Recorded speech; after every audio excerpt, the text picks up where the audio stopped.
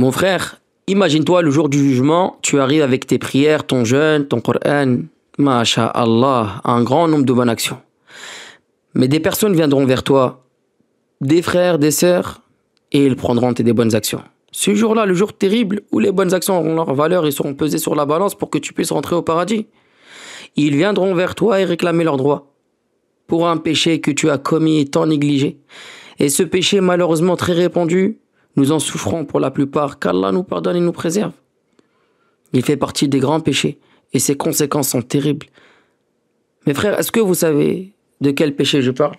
Est-ce que vous savez? Ce péché est la médisance. La médisance. Le prophète sallallahu alayhi wa sallam a évoqué et défini la médisance en disant à ses compagnons: saviez-vous ce qui est la médisance? Ils répondirent: Allah et son messager savent mieux. Il dit sallallahu alayhi wa sallam: c'est mentionner de ton frère ce qu'il déteste entendre sur lui lorsqu'il est absent. Le compagnon étonné demanda: et si ce que je dis est vrai? Il répondit: si ce que tu dis est en lui est donc vrai, tu as médit. Sinon tu l'as calomnié. Qu'Allah nous préserve. Voilà ce que c'est la médisance. Parler sur ton frère ou ta sœur dans son dos, dire des choses qu'il ou elle détesterait entendre sur elle. Même si ce que tu dis est vrai. Ce péché est si répandu, tant négligé. Énormément de gens le vivent lorsqu'ils sont en communauté, en groupe. Même à deux, ils parlent sur les gens. Rare de nos jours où tu trouves une assise sans que les gens ne parlent des gens. La majorité des gens vivent la médisance. À chaque rencontre, ils évoquent les défauts de leurs frères et sœurs, alors qu'ils savent pertinemment qu'ils n'aimeraient pas entendre cela en leur présence. Ils disent des vérités, subhanallah. Ils ne mentent pas, mais savent pertinemment que leurs frères et sœurs détesteraient entendre cela. Ceci est la médisance. Et la sentence est grave. Vous allez voir que le châtiment est terrible. Écoutez attentivement avec moi ce qu'Allah Azza wa Jal dit à propos de cela. Mon frère, ma sœur, ce ne sont pas des simples paroles, mais des paroles lourdes aux conséquences néfastes et terribles. Allah Azza wa Jal dit: ô vous qui avez cru, évitez de trop soupçonner, car certains soupçons sont des péchés. Et ne médisez pas les uns des autres. L'un de vous aimerait-il manger la chair de son frère mort? Cela vous repugnerait. Craignez Allah. Certes, Allah est grand, accueillant au repentir, très miséricordieux.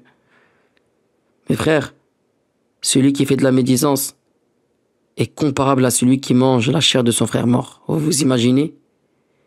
Ton frère à tes côtés, il est mort, et toi tu manges sa chair. C'est répugnant, malsain et mauvais, qu'Allah nous en préserve.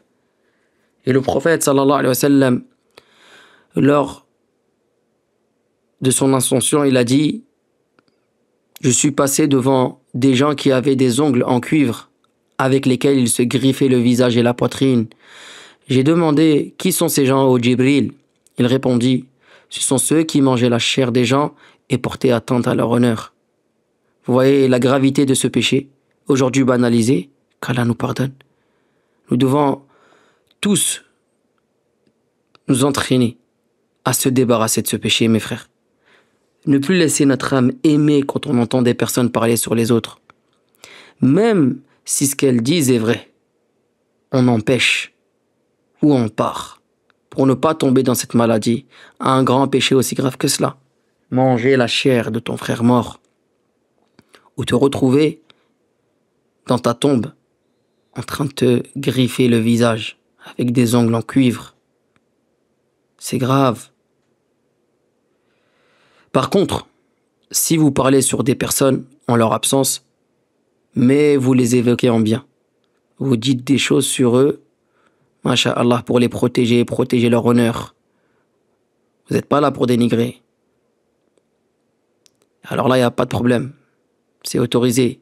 Ça peut même être obligatoire, car tu es obligé de défendre ton frère. Et donc, si tu parles sur ton frère, alors qu'il est absent, mais tu dis des choses bonnes, il n'y a pas de problème en cela. Donc, la médisance, mes frères, c'est de mentionner de ton frère ce qu'il déteste entendre sur lui lorsqu'il est absent. Alhamdulillah, j'espère que ça s'est compris. Vous savez maintenant que c'est grave. Qu'Allah nous pardonne. As'alallah subhanahu wa ta'ala an yatuba alayna wa an yarhamana. Mais par contre, si tu mens en évoquant des choses fausses sur lui en son absence, sache que c'est de la calomnie. Et la calomnie est un grand péché, aussi grave que la médisance, qu'Allah nous préserve. Allah Azza wa Jal dit Waynun li kulli humazatin lumaza. Malheur à tout calomniateur diffamateur. Et il dit Wala tuti' kulla hallafin mahin hammazin masha'in binamim. N'obéis pas à tout grand jureur méprisable, dénigreur, colporteur de médisance. Et il dit subhanahu wa ta'ala إن الذين يرمون المحصنات الغافلات المؤمنات لعنوا في الدنيا والآخرة ولهم عذاب عظيم. Ceux qui lancent des accusations contre des femmes chastes, croyantes et innocentes seront maudits ici-bas et dans l'au-delà, et ils auront un terrible châtiment. Donc, la calomnie est grave, très très grave. De même, mes frères, vous devez prendre garde au colportage, an-namima. Beaucoup de personnes jalouses, mauvaises, prennent plaisir à rapporter les paroles des bien-aimés dans le seul but de diviser, monter les uns contre les autres, semer la discorde, la séparation et la dispute. Voilà la namima. Quelle maladie et quel grand péché. Tu viens, tu sèmes la discorde et la division entre deux bien-aimés. Tu rapportes des paroles à l'un pour le monter contre l'autre. Et tu repars vers l'autre, tu lui rapportes des paroles pour le monter contre l'autre. Qu'Allah nous en préserve. Et ces gens-là sont les pires des gens. Le prophète sallallahu alayhi wa sallam a dit les plus grands fauteurs de troubles sont ceux qui parlent en mal de leurs proches et s'assoient dans les marchés pour semer la discorde parmi les croyants. Et il a dit sallallahu alayhi wa sallam n'entrera pas au paradis celui qui fait la namima. Et il dit sallallahu alayhi wa sallam lorsque il est passé à côté d'une tombe, il a mentionné 2 personnes qui étaient châtiées. Parmi eux, celui qui faisait la namima. Yahya ibn Abi Kathir a dit le colporteur, an-nammam, et le menteur corrompent en 1 heure ce que le sorcier ne parviendrait pas à corrompre en 1 année. Cela prouve la gravité. Tout le monde sait que le sorcier nuit aux gens, divise les bien-aimés, mais son mal n'atteint pas directement. Il met du temps. Quant à celui qui fait la namima, en 1 heure, il peut détruire des relations, des personnes qui s'aimaient, qu'Allah nous en préserve. Prends conscience, toi qui m'écoutes, quand tu rabaisses ton frère ou ta sœur, en leur absence, tu es en train de manger sa chair, comme l'a décrit ton Seigneur. Chaque mot est écrit, chaque insulte enregistrée, chaque calomnie est exposée. La médisance, la calomnie, la namima, un poison qui détruit les cœurs, les relations et les œuvres. Ce que tu crois être un simple mot, un moment de défoulement, est peut-être la cause de ta ruine dans le delà. Tu jeûnes, tu pries, tu pleures dans tes invocations. Mais si ta langue blesse, si ta langue fait du mal à tes frères et tes sœurs, alors tu es en train de gâcher tout ce que tu as construit. Repens-toi, mon frère, ma sœur. Fais taire ta langue.